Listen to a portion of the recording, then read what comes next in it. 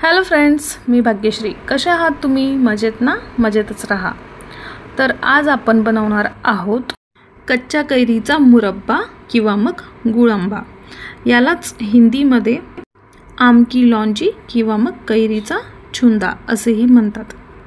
सर्वात पहिले मी तुमचं आपल्या चॅनलमध्ये मनापासून स्वागत करते. Welcome back to the channel. आणि आता आपण आपल्या रेसिपीकडे वळूया. तर जोपर्यंत कैरीचा सीझन आहे तोपर्यंत तुम्ही ही मुरब्बा बनवून घ्या.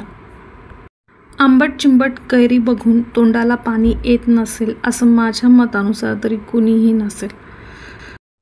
कैरी दिसायला जितकी टेस्टी असते तितकेच तिच्यामध्ये आरोग्यदायी फायदेही असतात. पण आपण तिला रोजच कच्ची खाऊ शकत नाही. त्यामुळे आपण तिला सरबत म्हणा, चटणी म्हणा किंवा मुरब्बा म्हणा या स्वरूपात आपण तिला खाल्लंच पाहिजे. त्यामुळे आपल्याला तिच्यापासून मिळणारे खूप सगळे फायदे भेटतात. तर सर्वात पहिले मी इथे छान मोठ्या साईजच्या या 3 कैऱ्या घेतलेल्या आहेत. त्यांना स्वच्छ पाण्यामध्ये धुवून घेतलेलं आहे आणि एका कोरड्या कापडाने स्वच्छ पुसून घेतलेलं आहे. आणि सर्वात पहिले त्याचं पुढचं टोक कापून घेतलेलं आहे आणि खूप असे पातळ पातळ त्याची वरची मी साल काढलेली आहे. मी चाकूनी काढलेली आहे. तुम्ही पोटॅटो पिलरनेही काढू शकतात. अशा प्रकारे आपल्याला सर्व कैऱ्यांची साल काढून घ्यायची आहे. खूपच जास्त संवेदनशील घसा, दात असलेल्या व्यक्ती डायरेक्ट अशी कच्ची कैरी खाऊ शकत नाही. त्यामुळे आपण त्याची चटणी किंवा मुरब्बा वगैरे बनवून खाल्ला पाहिजे. तर आपण हा मुरब्बा जास्तच अजून हेल्दी बनण्यासाठी मी यामध्ये गुळाचा वापर करत आहे. आता आपल्याला आपल्या सर्व कैऱ्या किसून घ्यायच्या आहेत. एखाद्या मोठ्या परातीमध्ये खूप छोट्या साईजची किसणी घ्यायची नाही आहे. ज्या किसणीने आपण अद्रक किंवा जायफळ वगैरे किसतो त्या साईजची किसणी घ्यायची नाही आहे. थोडी मोठ्या साईजची किसणी घ्यायची आहे. त्यामुळे कैरीचा छान किस पडतो. कैरीमध्ये मोठ्या प्रमाणात व्हिटॅमिन सी असते. त्यामुळे आपली इम्युनिटी वाढते. त्यामुळे आपण कच्ची कैरीचा आहारात समावेश केलाच पाहिजे. त्याचप्रमाणे कैरीमध्ये कॅरोटीनॉइड नावाचा घटक खूप मोठ्या प्रमाणात असतो, ज्यामुळे कॅन्सर होण्याचा धोका कमी होतो. तर आता आपली कैरी किसून झालेली आहे. आता आपल्याला ती कैरी एका वाटीच्या साहाय्याने मोजून घ्यायची आहे. आता मी इथे ह्या कैरीचा किस मोजून घेतलेला आहे. तो जवळजवळ 2.5 वाटी भरलेला आहे. आणि त्याच वाटीने आपल्याला गूळही मोजून घ्यायचा आहे. या ठिकाणी तुम्ही आता अर्धा गूळ आणि अर्धी साखर असेही घेऊ शकता. कैरीमुळे आपलं ब्लड सर्क्युलेशनही व्यवस्थित होतं. कैरीमध्ये खूप मोठ्या प्रमाणात व्हिटॅमिन बी आणि फायबर असते, जे आपल्या हृदयाच्या आरोग्यासाठी खूप आवश्यक असते. आता इथे 2.5 वाटी कैरीचा किस होता आणि मग मी 2.5 वाटी गूळ घेतलेला आहे. तुम्ही 2 वाट्या गूळ किंवा अर्धा वाटी साखर किंवा मग 1 वाटी गूळ किंवा 1.5 वाटी साखर असंही घेऊ शकता. गूळ आणि किस या दोघांना छान मिक्स करून घेतलेलं आहे.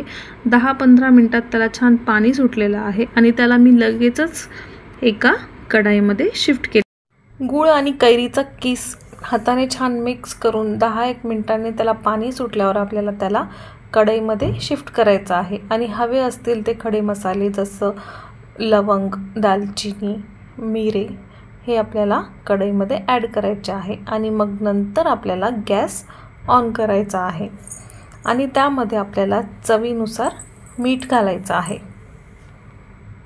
आणि याला छान परतवून घ्यायचं आहे.